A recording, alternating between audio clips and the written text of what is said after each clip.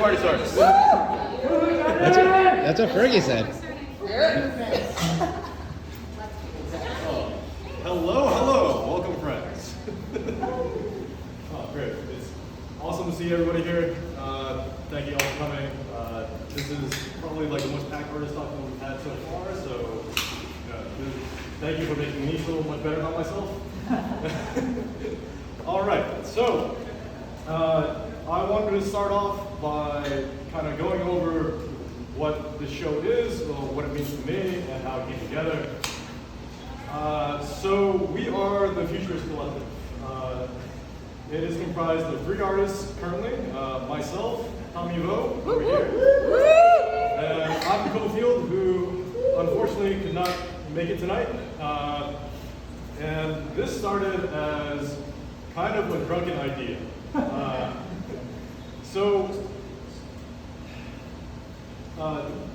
The name of our show is Counterweight. What we mean by that is really, we've gone through so many horrendous things within the last, let's say, 2.5 years or so, right?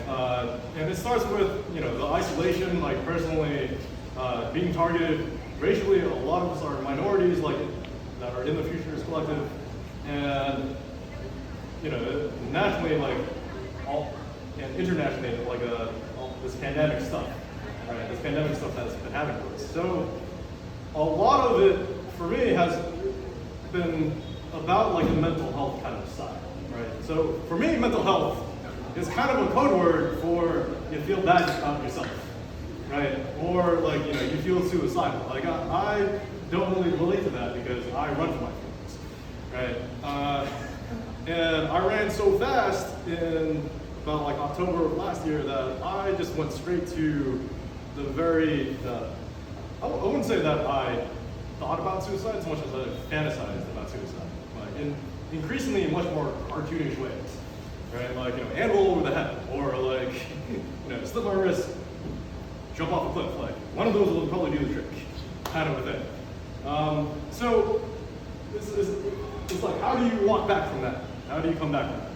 For me, I find salvation in art.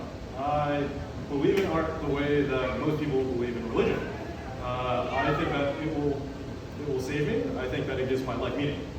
And walking back from the edge, so to speak, I was like, the other artists I know probably feel the same that way. So around December of last year, I called up 2 of my oldest friends, both artists I've known from Boston for at least 10 years. We have lots of shared interests, and I sat us down together and I said, guys, let's share resources. Let's struggle smarter together. And if it doesn't work, then at least we get to see each other and we get to drink together, right? So around January of this year, I inceptioned the idea to these guys that we should probably put on a show because we have so many interests together, and we're doing different things in different mediums. We could probably make this work. So we set a theme. Counterweight. If you don't know what that means, it means like when you have a bunch of weight, like it depresses you. A counterweight will bring you back up. Right? So we're trying to get back to 0 here. And they said, okay, this has been, and this is the fruits of our labor, right? This is our counterweight. Our counterweight to all the depressing things that have happened to us in the last 2 years. This is our heart, and these are the things that we make. So I'm going to go through this show little by little, piece by piece. I'm going to start actually back over here with Ivan, because that's who most people see first when they come in. And Ivan has a psychological component to all of his paintings. In general, these pieces tell a story about his self-development and his journey through self-improvement. Right? Each canvas has its own story. A lot of them are found canvases. A lot of them are paintings that he's painted over also, but they all have some sort of psychological component to them. This one, which has been one of our biggest draws, is about how he has to code switch between corporate world and who he feels he actually is. It's like he has to hide that very vibrant individual part of him whenever he's in that corporate world, right? And like it's about the conflict between these two sides of him. Okay, and this piece is about the kinds of different personalities you have to take on to kind of just get through your day. And what that means within like different contexts within the city and how the city wears you down, and how he feels like he has to like inhabit all these different personalities just to be a New Yorker pretty much. Okay, and we're gonna move on to Tommy over here.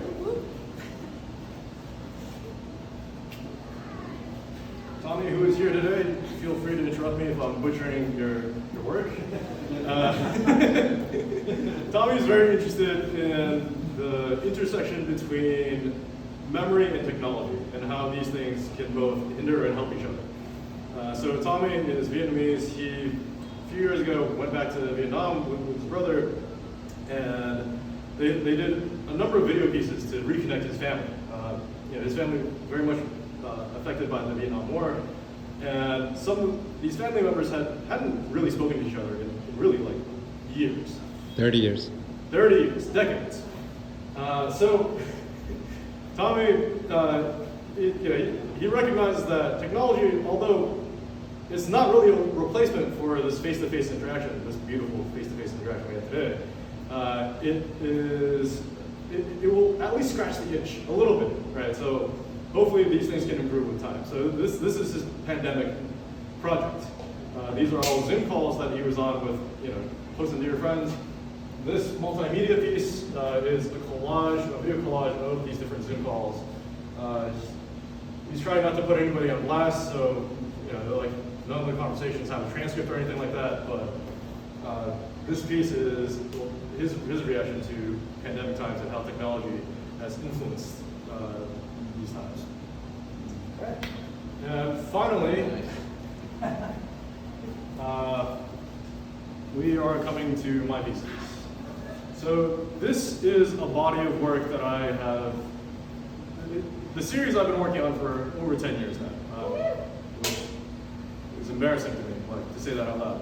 But so these are all shot on 35mm film. They are then scanned and digitally manipulated.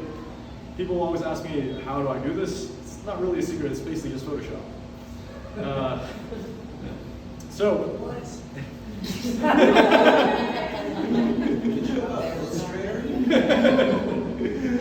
All these pictures have a certain story about them.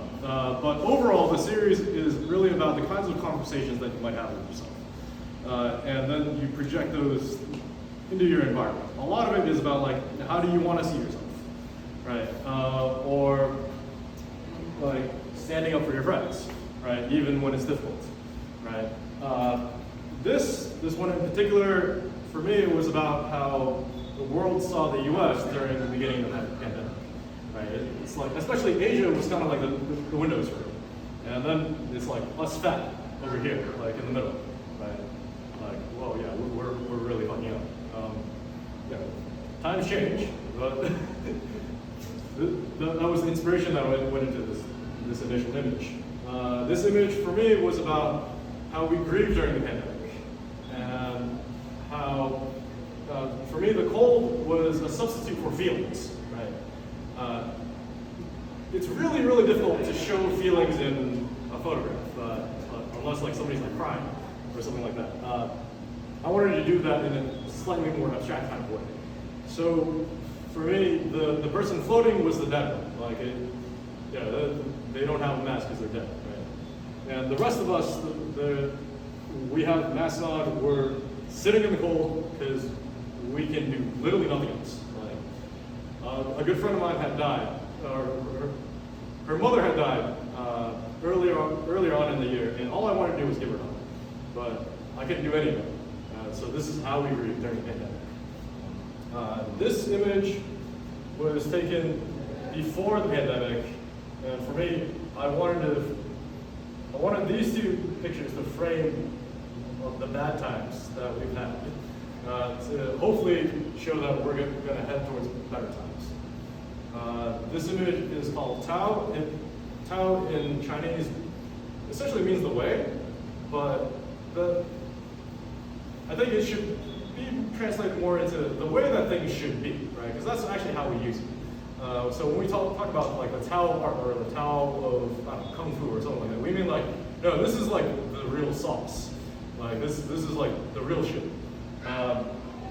But the way that we use it in English is more like, let's Asianify this by naming it Tao something, right? Like Tao vodka or some bullshit like that. So for me, this is really about finding that way. It's about not knowing which direction I want to go. Like for me, this is the picture of like what it's like to be an artist, right? Like everybody else is coming away from the darkness, and because they don't want to be there. Like, it's dangerous over there. But this arrogant motherfucker wants to. Right? He wants to find out. He wants to find out like what's at the end of that path. And for me, like that's basically how I feel. Right? Like the path of an artist is very volatile, very dangerous, but we got to find out what's at the end of that road. Okay. That's all for today. Thank you all for coming.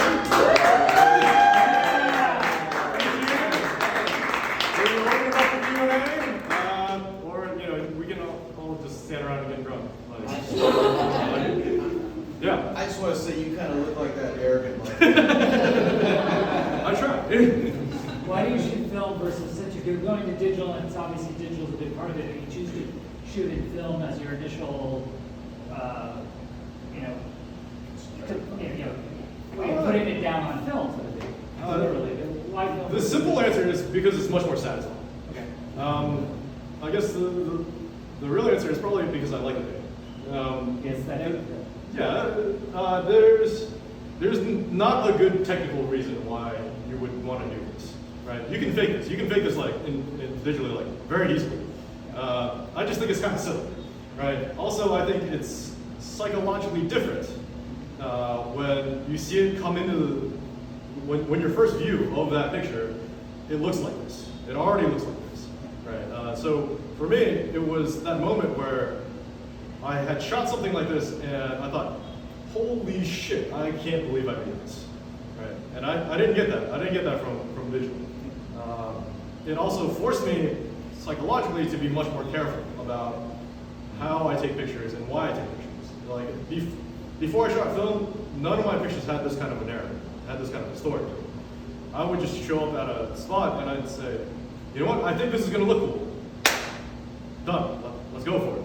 But now, it's like, I think this is gonna look cool, but like, how do I justify, that picture, right? Like, there has to be a why. Like, it has to go beyond just being beautiful, right? So you talked for a second, you talked a little bit about like before doing this work and where you were psychologically and kind of the state that you were going into it. But now that you've produced such incredible creative work and even putting the show together, like how do you feel coming out of it? Has it been therapeutic for you? How's your emotional state changed through this process? Like, what is it done for you? Oh man, it's terrifying. It's absolutely fucking terrifying. This whole show has been one of the easiest shows and like one of the hardest shows I've ever put on. It's the easiest because I can rely on guys like Tommy.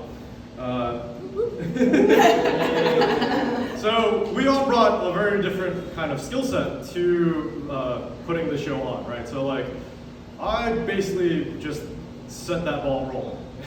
I said, let's do a show, and then Ivan, our missing guy, initially he was like, yo, Johnny, I think that this is gonna be one of those group projects where you do all the work, and I kind of just sit here. I was like, don't worry, I got you. 2 weeks later, he gets us this space, right? Which is basically the most crucial part of putting on any show. Like, he gets us this space. And then as soon as he gets us this space, Tommy is like, gears start turning. He's like, all right, this is how we're gonna lay out the show, guys. Like, I drew a blueprint for you. You're gonna be here, you're gonna be here, you're gonna be here. Like, and we're gonna use this space for like refreshments, blah blah blah, DJ. And then like, this is the calendar that we're gonna have, and like we can ad lib this however we want. So I always like to say that it's much easier to change a plan than to make a new one. Right? So like we started with a very strong plan. But in terms of actually executing all this, it's been terrifying. It's been absolutely fucking terrifying. Like normally when you have a gallery to back you, you have a different team of people that you don't necessarily know, and they will do things like write a press release for you. They will, send that to a long list of journalists and things like that. They'll get you publicity. They'll make sure you get published, even if it's in a Chinese newspaper that you can't read. They will take care of a lot of like that heavy lifting in terms of marketing for you. Whereas for us, we realize that we're not in a traditional gallery space. We can't compete with a traditional gallery in those kinds of ways.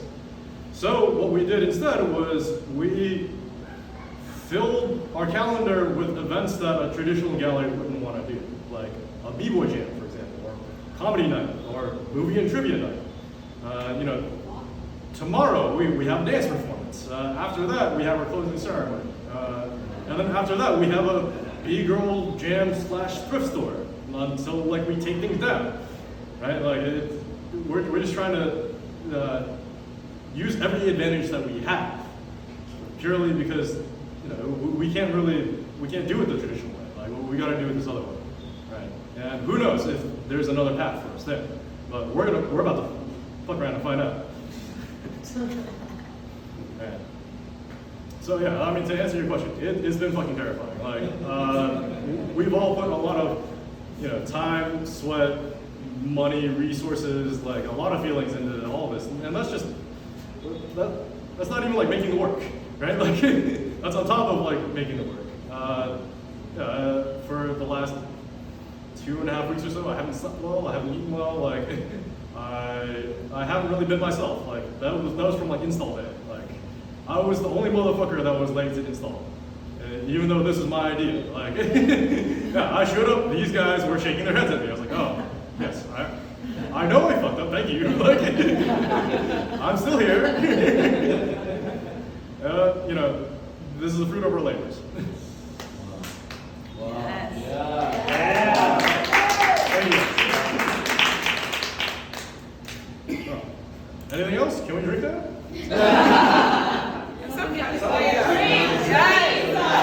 I forgot to press record. Can we do it again?